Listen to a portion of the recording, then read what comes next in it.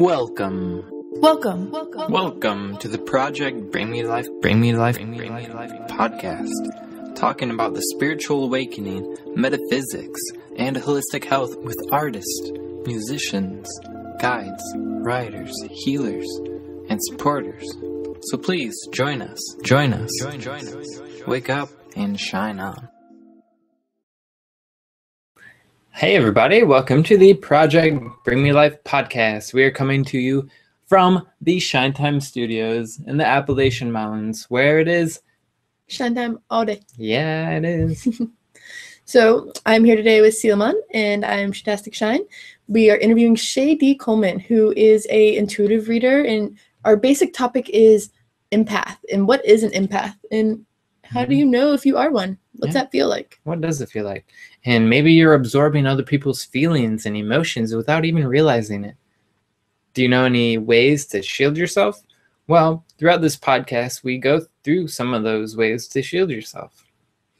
As a reader, Shay also does a card reading mixed with a little bit of runes and other energy for Project Bring Me Life as a whole, and delivers us a beautiful message that we are excited to share with you. And also, after this week's episode, Project Bring Me Life will be taking a 2-week break where we are going to provide you with throwbacks of our favorite episodes. And we will be back within 3 weeks to provide you with a new interview and exciting news. Yep. So stay tuned. We're going to take a short break and we'll be right back. Stay awake and shine on. The PBM2L Podcast will return shortly after a brief message from our sponsors. Nick Meter's mission is to liberate and empower people. Nick is a holistic facilitator, intuitive coach, and author. He leads healing and self-development with focus on communication and awareness.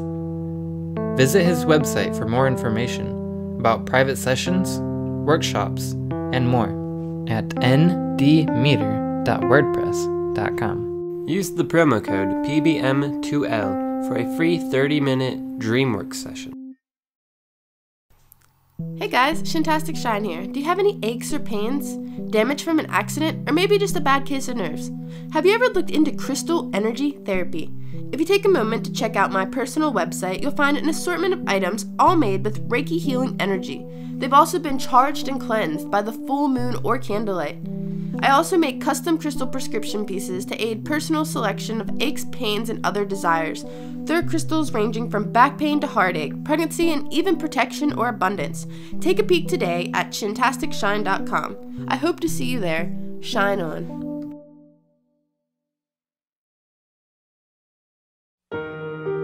Thanks for listening to this message from our sponsors. Now back to the Project Bring Me Life episode. So Shay, welcome to the podcast. Tell us a little bit about yourself, what your background is, and what are you currently doing right now? Currently, I am providing readings by donations. I don't really have a set price. I used to, and I decided that it's more what you put out is what you receive. So I guess I try to let people decide how much they think it's worth to them, and then it seems like as an energy exchange, I noticed my readings actually became much stronger that way.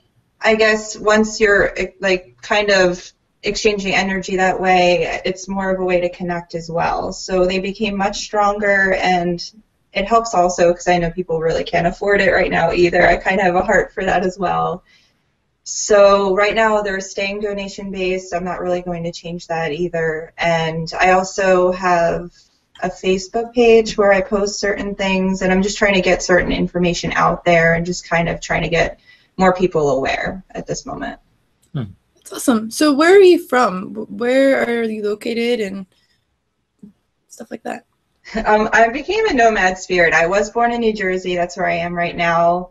I've been all over. I was in Florida, California, and Oregon for a while. So I was doing some volunteer work in California through the WOOF program. I'm not sure if anyone's really aware of that one, but it was for worldwide organic farming. And then I trekked up to Oregon for a while, and I was just kind of seeing the world and trying to meet more people, but I ended up back home. Yeah. And if people are looking to travel, wolfing is a great option because it goes throughout the entire country, even to Hawaii. There are wolfing farms in Hawaii. Yeah, that's where I looked first. I was thinking of going there first. Yeah. So for wolfing, all you have to do is you get. Correct me if I'm wrong, but you get to this farm and then you work on the farm in exchange for housing and living and food. Yeah, some of them I know they may pay for your flight. The ones I went to, I paid to go out there myself.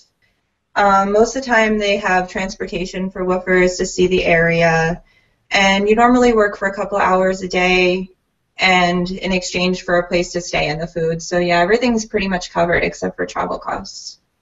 So it's pretty cool, yeah. That's awesome. It's a cool way to see the world. So today, I wanted to touch on the topic of what an empath is. In your bio, which is located on projectpremonition.com, you talk a lot about being an empath and feeling very sensitive to other people's feelings and stuff like that. Can you tell us in your own words what an empath is? For me, I would almost describe it as being a sponge. When I was younger, it was difficult because I would be around all these people, like say if somebody was sad, depressed, happy, and you're sitting there and you start to feel a certain emotion and it makes no sense because it has nothing to do with how your day is. So I could be having a perfect day 1 minute and then be incredibly sad, feel like crying, didn't really know what was going on. And for a while I thought something was wrong with me. So it took me a really long time to even become aware of empaths. I was very into the occult and paranormal because I had a lot of experiences like that when I was a child as well. So I kind of just came across it when I was researching. And it's basically, I guess I can feel other people's energy fields, but for the most part, I really tap into emotions for the most part. So I really, really feel what other people are feeling, not physically, but if somebody's really sad, like I physically feel sad. So I always tell people it's more of a sponge, and any environment that I'm in, I pretty much just absorb everything and feel it. So you have to learn shielding pretty well too if you're an empath. Yeah. Wow. Yeah. I know a lot of people struggle with that. Yeah. Especially when I lived in Detroit, there's a lot of emotions and past trauma in Detroit. So a lot of people there were empaths and they were didn't really understand why they were feeling so sad or hurt, because there's a lot of hurt energy there. I feel like that's just anywhere. Going to school and going to work, especially if you're in a workspace that that your coworkers dislike about as much as you do, and you're just sitting there and like feeling all of that hatred of not wanting to be there and being trapped. It's a really scary feeling as an empath to be surrounded by those intense emotions. It's difficult. Yeah. In a few minutes, we'll talk about some good ways to shield that energy. But just real quick, do you think anybody can be an empath, or is it something that's sparked within you, or how does one become an empath? I believe everybody is capable, to be honest. Even as children, like if I worked daycare for a while as well, and I was with much younger children, you can tell when they're younger. They really, really feel, and they're very observant of other people's feelings, you can tell. And it seems like, I noticed even in school, they tell you, you need to stop that. They basically tell you to stop, or he'll tell you how you're supposed to feel. And I think it's more or less kind of subdued throughout adulthood, especially when you're in school or even at work, because they tell you, you have to put a smile on your face, pretend you're happy all the time. I think, like, honestly, everybody is. But now it's becoming less of a taboo. But I noticed a few, like, at least 10 years ago, even in high school, it was a taboo, like talking about this kind of stuff. I wouldn't talk about it. So now that it's becoming more popular, I think people are realizing they are, especially like people thinking they're depressed. And I think like a lot of people really are more empathic than depressed or sick, to be honest. I think I agree with that statement. It's definitely conditioned out of us as we grow up to not feel what others are feeling so that we can be told how to feel. Bam. Some rocks. But yeah, I mean, we helped with a children's camp this past week, and each day I would see the kids becoming more in tune with the other children, and they weren't just becoming friends. They were literally feeling what the other ones are feeling. Like if one would fall down and get a scrape to me, all the kids kind of like ran over to make sure they were okay. Where a couple years ago, kids kind of like picked on each other and didn't really like acknowledge the feelings of them as much. At least that's how I saw it. So I feel like even the children generation is being more awakened as we go on. Mm-hmm. Do you have anything to say? Pretty awesome. Yeah, I would definitely agree that, you know, we are entering into the new age, and we are in the new age, and, you know, children are growing up in a place where it's more loving, and, you know, we come from a place of love. You know, when I was a kid, I would get beat for discipline, you know, instead of talked to, you know, I'd get spanked. And I'm not saying there's anything wrong with that. You know, I feel like I turned out like a pretty good kid, but, you know, I definitely believe there are better ways to handle bringing up, you know, the new generations. And I feel like that's definitely something that is happening. Yeah, definitely. I mean, I was pretty subdued myself as a child, so I've noticed even now with the New Age movement, it seems like people are way more open to it, and I think that's why you see a lot more kids that way, which is pretty awesome. I mean, like, for our generation, it was a little more difficult, I think, especially in school. For sure. Growing up before people really acknowledged what empaths were, they just thought we were the generation of really sensitive children that were ready to burst. But I mean, we went through a lot of hard times as a generation. But speaking of that, how do we shield ourselves? You talked about shielding from other people's emotions. What's some tips you may have for other empaths or people who are feeling these intense emotions to help shield them from other people's kind of like psychic attacks in a way? Yeah, for the longest time, I had a very difficult time shielding. The first tip is basically what I would tell people is to learn how to decipher what feelings are yours and what feelings are others. And normally if it's something very abrupt or it's something that doesn't really seem to sync with you, it doesn't seem right, you have to kind of see more or less, I'm like, I don't know if it's muted. I couldn't tell. No, we can hear you. Okay, it looked like kind of weird for a minute. To kind of tell if it's somebody else's or yours. So if you can kind of decipher that, that's the first step. The second step, I would say, is kind of to dissociate from those. You kind of need to see, I'm trying to think of the right wording for it. Well, kind of detach in a way. You can't really, like, you're going to feel for them and you're going to be empathic towards it, because I'm very sympathetic myself, but you kind of have to detach from that, almost like how a therapist would. And I do a lot of visualization work, so I try to actually imagine an actual, like, literal shield around me, and I usually use light. You can use any light, really. I like to use a blue light, and I just kind of envision an actual shield around me. I, like, highly believe in energy work in general, so I usually use the energy shields. That's awesome. Yeah, as a Reiki practitioner and crystal therapist and a million other things that I do, I really like to put that energetic shield around myself too. My light's usually like pink or white, so I enjoy hearing other people's colors that they use. It seems like everybody has a different color, and that's something that I think people should be aware of, is it's the color that resonates most with you, because each person's aura is very different. What color would your light be when you put your shield Gold. up? You have a gold shield? Yeah. See? Yeah, like everybody has a different color. So that's a really neat aspect of uniqueness for everybody. Can you talk about a time where being an empath has helped serve you or even protect you in a way? Well, I work retail. I did daycare for a long time. So even working with people generally on a daily basis, it really helps. And not even for sales. I'm not even thinking of it that way. But I tend to really connect with people even at my store. And I have people telling me pretty deep things the entire time I'm there. And it serves me in a way, because I really do enjoy connecting with people. I enjoy being able to help people. And there's a certain amount of trust. And I think people actually sense it. I think they really do sense people's energy, especially when you're very open to the empathy and everything like that. So it's kind of nice in a way that the trust is there. So you're able to help people more, I believe. They're more open to it, and it's a lot, like, much easier to connect with people. Yeah.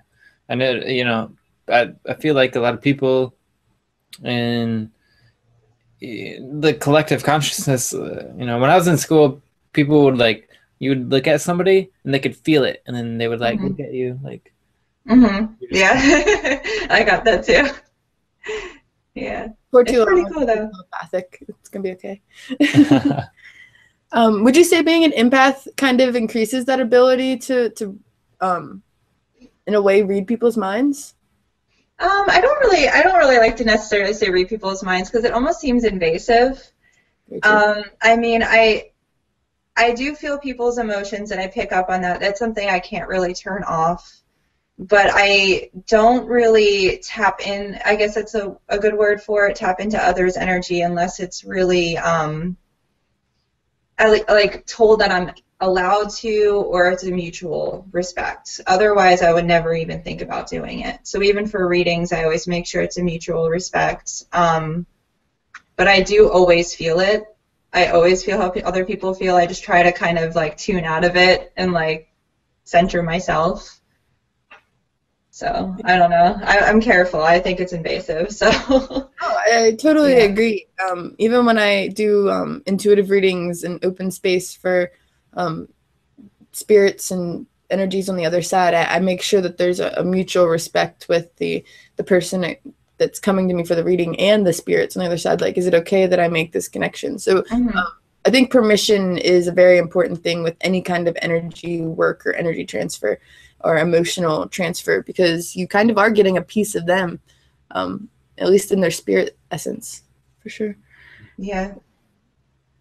So you mentioned talking about readings and feeling things like that. Can you tell us about your premonition experience and what really sparked your spiritual journey again for you? Well, it's like, as a child, I had a lot of strange paranormal experiences. So I was having interesting things with spirits to begin with. When I was 7 years old, my father was very, very late for coming home from work, and my mother and I were together, and I had this weird hunch, like I was just sitting there kind of nervous for a minute, and I heard a name in my head that I shouldn't have even known, because his father actually had died when he was 14 years old. So I never met him, and his nickname was Jack. I didn't know that. I just heard Jack in my head, and something about him being, I heard ER, because I was young, so I was like ER. So I was like, okay, my dad's in the ER or something like that. So moments later, the phone rang, and I kind of just knew like something was wrong, and it scared me. I was too young for that. I mean, I ran up the stairs and I was pretty much crying before my mom even told me, and he actually, I guess clinically died for a couple minutes in a car accident and was brought back.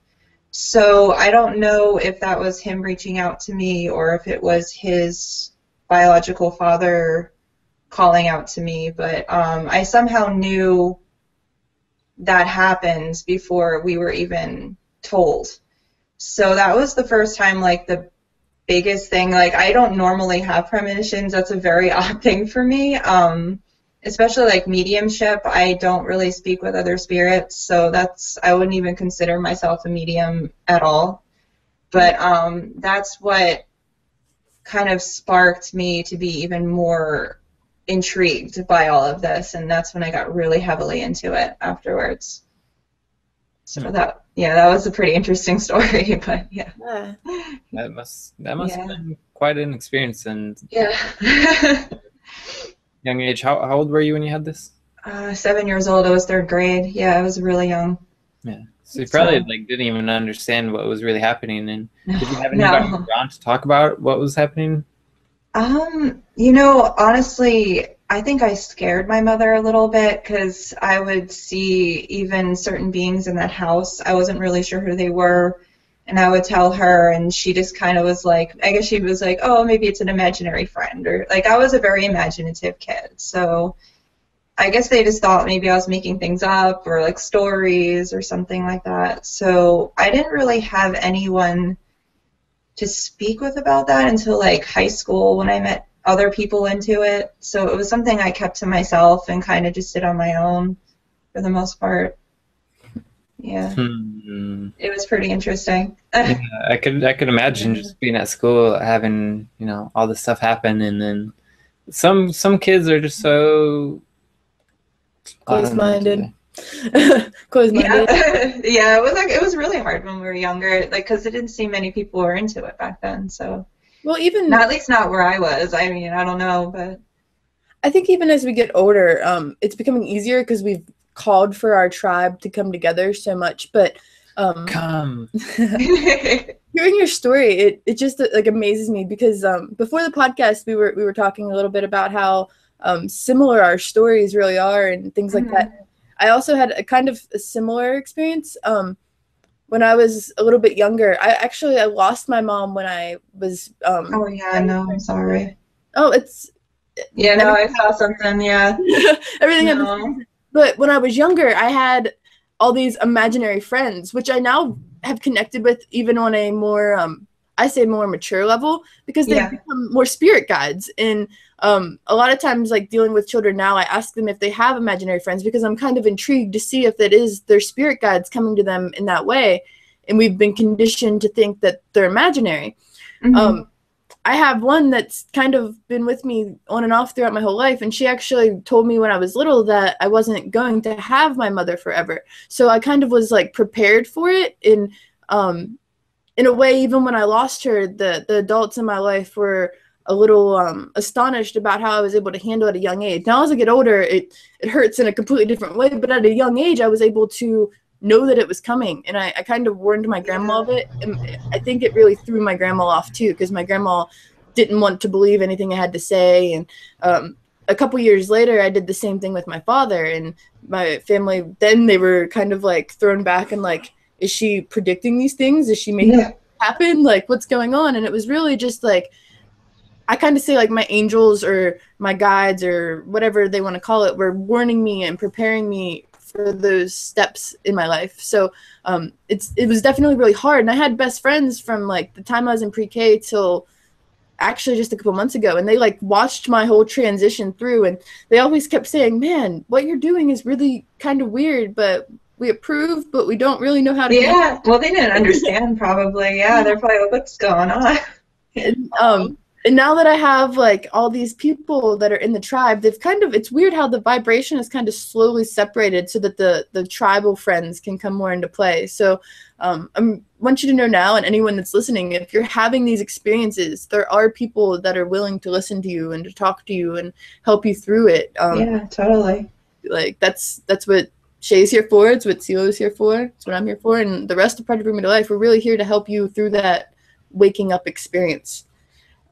Well said. Yeah. Well said. Did you have anything you wanted to add to that? I mean, when I was a kid, I had just little premonition things about like a song was about to come on. But usually if I would say it, I think it was my ego like, I'm predicting this, and then it wouldn't happen. But if I wouldn't, it would actually happen. I do that sometimes. But, you know, I did tell my mom a little bit about it, and my mom is a very open person usually, and so I've been very blessed to have a mom that's supported me. And his mom's awesome. Yeah, that is pretty awesome. Yeah, that's cool. All right, so let's get back to your personal story real quick. And it mentioned going to Salem and having that experience. You mentioned that you were kind of into the occult and the paranormal and the different things. What was that experience like for you, and what did it spark into your life now that you use?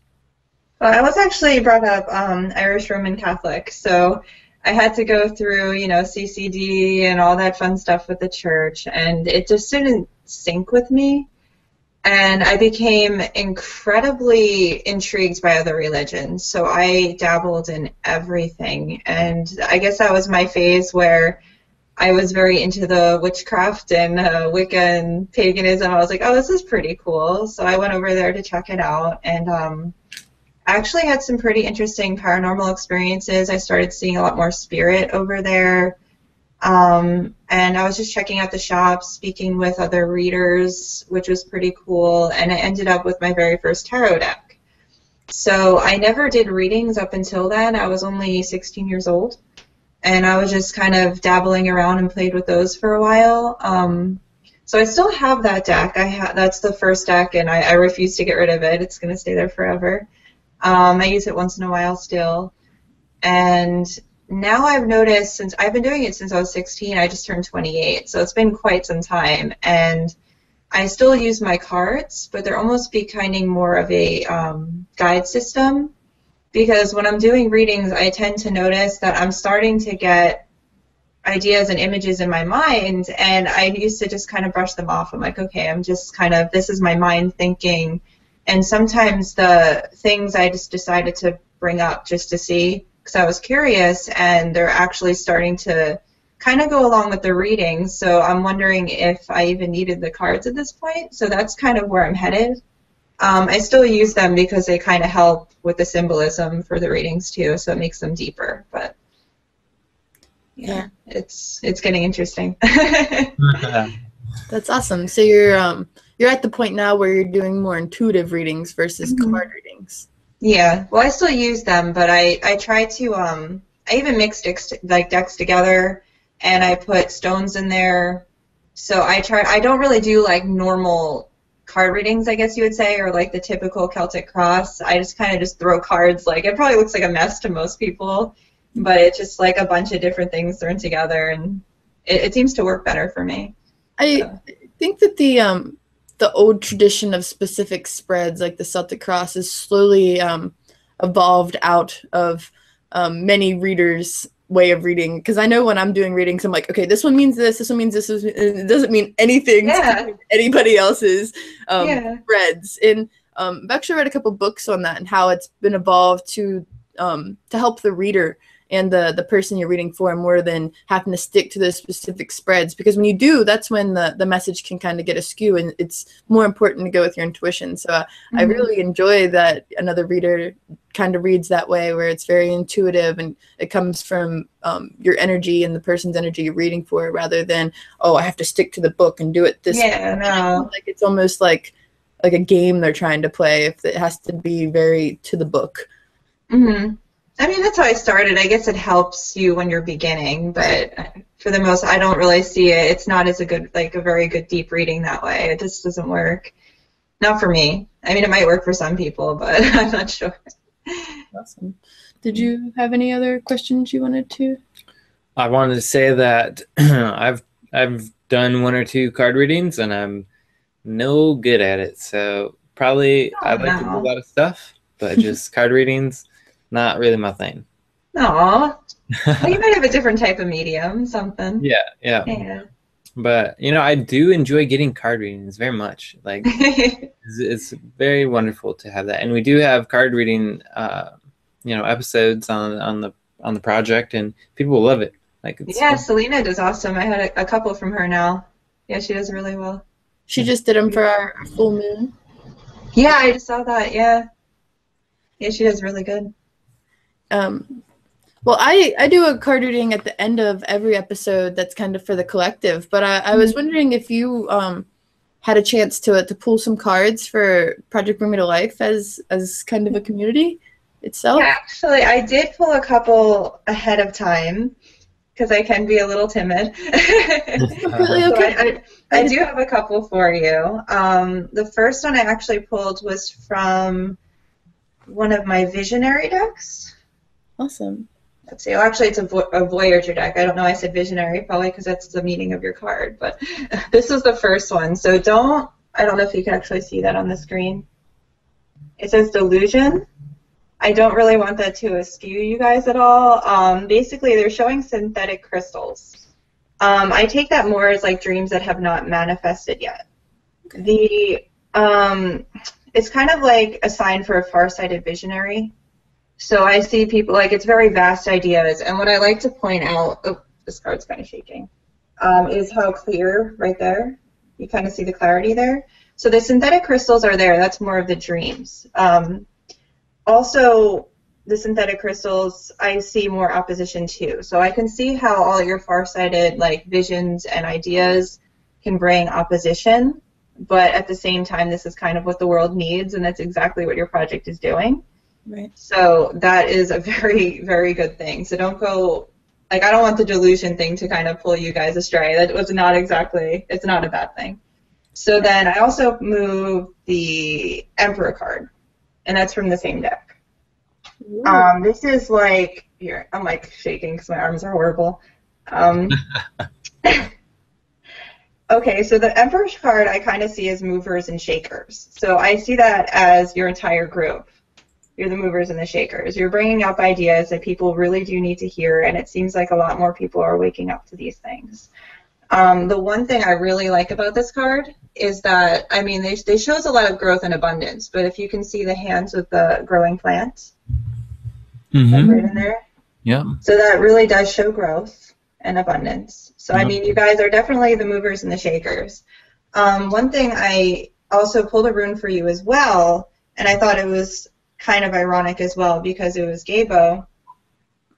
I don't know, my little rune. The runes are so interesting. Yeah. I'm pretty new with runes, so it took me a moment. But basically that represents connection with others and gifts being exchanged. So I thought that was pretty ironic, and I liked it. Beautiful. So it goes along with it. It's pretty awesome. I mean, there's a lot of far-sighted ideas, but it's basically telling you to take the risk, and there's a lot of growth in the cards. And I always pull one more card. I've never seen other people do it. It might be a little strange, but I pull one more for, like, guides, kind of like what would the guide say, kind of like an angel or whoever people really look up to. It could be any god, like the universe, universal energy, what they're tapping into.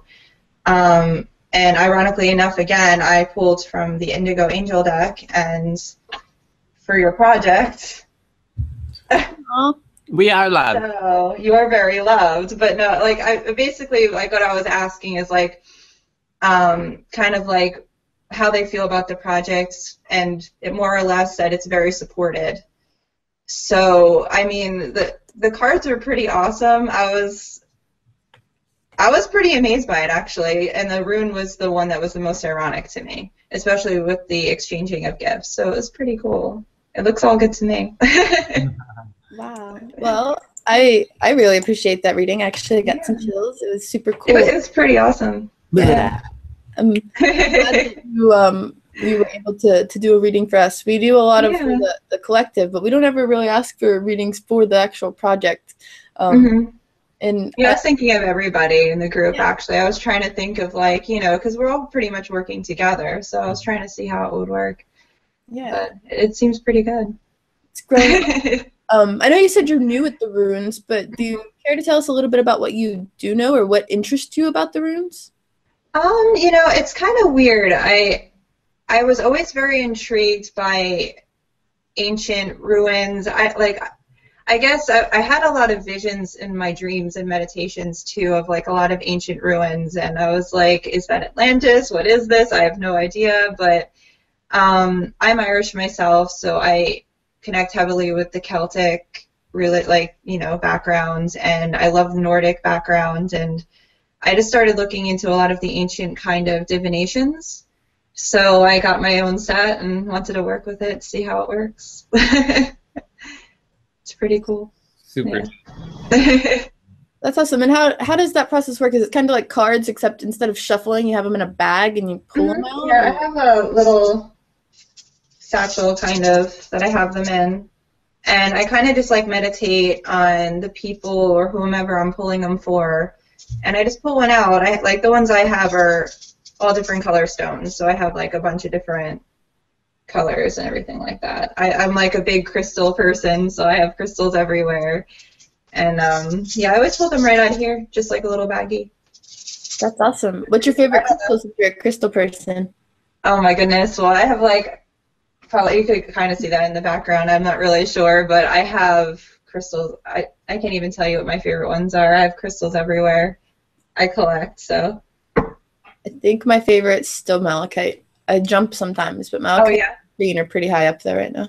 Oh, I was wearing my highlight today because that calms me down. So that was a good stress relief. Highlight is what do you think your favorite crystal is, Sila? Some of my most enjoyable crystals to have around are any tiger's eye. I love all the tiger's eyes. He's collecting tiger's eye, people. Just so you know. Red, blue. That's a good, powerful stone, though. Yeah. So, yeah. Yep. And I love jade. I love lapis lazuli. I love amethyst. Ametrine is gorgeous. I love it.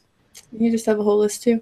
I miss selenite out usually because that it's such a high vibrational stone. I try to go for those. Usually they make me feel much better. Yeah. So. Ashton just appeared at Castle Shine, and he has a whole collection of selenites, and it just really recharges That's the whole funny. thing. Super It awesome. puts me in good spirits. I have one like just sitting right on my altar right now because I try to keep it close to me. That's So awesome. it keeps my room pretty good. That's awesome. Yeah. Real quick, I wanted to touch. We didn't actually get to touch on your Valette Luna. Can you tell us a little bit more about how she was born and what that name or essence means to you? Well, it started in 2009. I'm trying to think of how old I was. Jeez. I was probably around like 22 years old. And I was like obviously like heavily into this for a while, but that's when I started to experience that awakening. I'm pretty sure you know what I'm talking about, where you just kind of like you're kind of bombarded and it feels like almost like a rush of just so much information. And I decided I wanted to talk about it. So I actually had a YouTube channel for a while. It is not up anymore. But I was doing a lot of like the vlogging and everything else, just kind of on my experiences. And I decided to call it Valette Luna. For Latin, it means like the moon. So I was like, I've been through a lot of dark times myself, and I kind of try to almost picture it as like a lighthouse kind of. So I wanted to just be that light like the moon to kind of like draw others that are in the darkness, especially when they're in the shadows, to use the shadows in order to grow. Because you see a lot of people kind of getting sucked into it. They feel like there's nothing there for them, and that's when I woke up. So I'm hoping I'm able to kind of touch or connect with those people and really pull them out of that and make them realize those shadows are there for a reason. They're like your lesson. We're all here for a specific lesson. So that's where the name came from. Beautiful. That's a beautiful name. Have you ever watched Avatar: The Last Airbender? Oh, no, I have not. Okay. No. There's just there is this girl, and she ended up, passing away. But she got pretty much turned into the moon spirit. She sacrificed herself to balance out the world because somehow something happened with the moon, and so she, decided I'm gonna become the moon. Gives people light in the darkness. Exactly. And I ended up I'm a Cancer myself, so that was just the irony, I guess, but still. So it works. So do you do any study with astrology or anything? You just said you were a Cancer? I'm definitely not a master with astrology. I find it fascinating. I know little tidbits about it. I know a lot about my sign, of course, but I'm definitely not a master. Okay. I'm still learning. I think that's something we haven't found yet on the Project Primitive Life crew. Yeah, that'd be cool. That'd be pretty Benjamin cool. Bernstein, come on down. Oh yeah, you got one? Oh really? That'd be cool. I find it cool. All right, so hearing your story has been really awesome. If people would like to connect with you more or get a reading by you, how would they find you? I do have my links on the directory. My website, I believe, is Sionna. It's SIONNA.Weebly. It's WEEBLY.com. And I'm also on Facebook. If you look up Facebook.com, I believe you can find it through Astral Shade, but it's called Valette Luna, so it should come up. Hopefully it will come up, but yeah. You should be able to find it on my website as well. Sweet. And we have links for you on the Project Primitive Life page. So yeah, I think all of them are actually provided on there. So yep, she's under guides. And it's Shay D. Coleman. Yep, you got it. Awesome.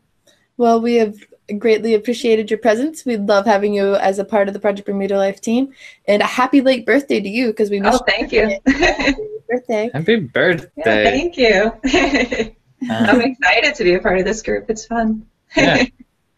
So Yeah. we hope to see you in the chat. We have a live chat room every Tuesday at 8 p.m. Eastern Standard Time, where you can join us to talk about the upcoming episodes, and give us shout outs to who you may want to see on upcoming episodes. So Yep. we hope to see you all That's there. exciting. I made sure I'm off, so I'll be here. I know, I'm excited. Okay, so everybody make sure you stay tuned for the card readings and the meditation. Also, follow us on YouTube, youtube.com/Project Bring Me to Life. Follow us on Twitter at PBM2L and Facebook.com/Project Bring Me to Life. We do giveaways and fun things. You want to join us? All right. Thank you, Shay, so much. Thank you. That was awesome. Bye. Stay awake and shine on always. Have you ever thought about meditation but haven't done it yet? Maybe you're just getting started but want to learn more. Or maybe you've done it for a while but want to get deeper into it. Did you know that meditation can reduce stress, anxiety, lower blood pressure, reduce pain, improve memory, empathy, and your sense of self? If you would like to get started in meditation therapy, contact me at siluman.wordpress.com. Hi everybody, and welcome to this week's Fantastic Shine card reading. This week I'm using my Angel Therapy deck, and I'm excited to see what message the angels have to share with us this week. I'm going to go ahead and do a 3-card pull, and let's see what they have to say.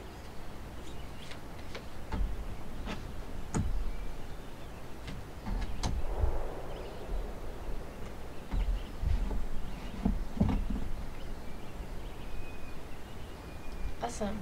So this week it really looks like the angels are focusing on our inner health. They want us to remember that we are indigo children that have an emotional sensitivity to the world around us. It's important for us to cut our cords that may be holding us back. It's okay to ask Archangel Michael to help you clear any old attachments of fear that may stem from your past relationships, helping free you from any destructive patterns that may have formed. Cutting your cords isn't something that you have to be afraid or worried about. We all have attachments to people such as our parents, our relationships, our friends, sometimes even students or clients that you work with a lot. So embrace the fact that it's okay to claim your own energy and cut those cords this week. The Indigo card comes to show that you or someone you know is an Indigo child. That's a person who is really a driven leader, a natural born leader, someone who has motivation to improve the world around them. Indigo children also sometimes have tempers because they're so driven they want the world around them to be able to see what the mission is that they're here to fulfill. If you or someone you know is an Indigo child, please help embrace their motivated spirit. Do something to help your community today. The Emotional Sensitivity card comes to remind you it's important to honor and respect that you have a deep sensitivity. It's really a gift to everyone. Sometimes you're able to feel the emotions of those around you. You can figure out if a new acquaintance is trustworthy, and so much more. Embrace your gifts and use them to your best ability and help the world.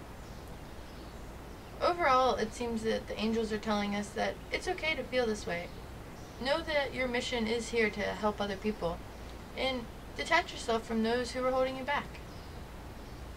If you have any questions or would like to check out previous or upcoming card readings, you can find them on the Fantastic Shine card reading blog, located on the front page of www.projectbringmetolife.com. I hope this reading has helped you in some way, and have a good evening. Hello, this is a 1-minute meditation, and for this meditation we're going to practice gratitude. So close your eyes, begin to focus on your breath, feeling peaceful, feeling relaxed, feeling calm. And for this meditation, what we do is while we're breathing in, we are thinking about one specific moment that we are grateful for. Choose a moment that really makes you feel grateful. And then when we're breathing out, just feeling that overall sensation of gratitude. This will help clear away a lot of negative feelings or emotions that you may have. So begin by selecting a moment, breathing into that moment, and now releasing your breath, just feeling that overall sense of gratitude, feeling it very deep within your emotions, within your physical body, just all over. Take another deep breath in, selecting one moment, breathing out, feeling that profound sense of gratitude.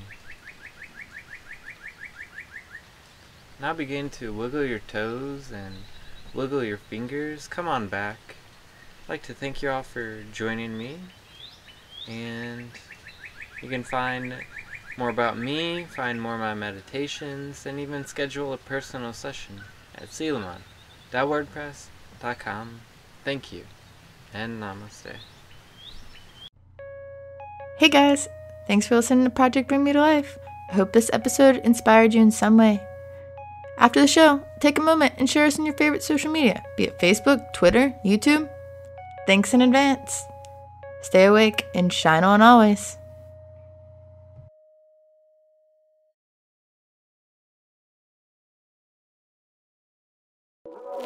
Yeah.